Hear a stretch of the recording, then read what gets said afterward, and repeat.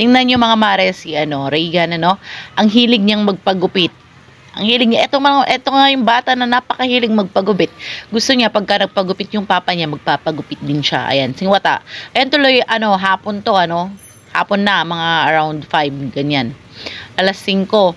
Ayan, shoutout nga pala sa mga dalagang dumaan dyan kahapon. Ngingiti-ngiti kay RJ, nginingitian si Wata. Andito tayo sa harap ng munisipyo ng Etchagi, Isabela, mga Mars. Tingnan nyo yun, maliit yung munisipyo.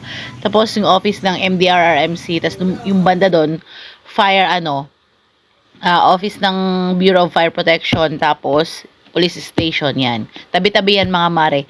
Eto nga at si Reagan naman, ginugupitan dito. Sabi ko nga ganyan na lang, wag nang tapusin para mas maganda. Ang likot niya, grabe, sobrang likot niya magpagupit. Feeling binata na. Inis na, may binata na ako mga mare. Konting panahon na lang. Ay nako. Kita nyo naman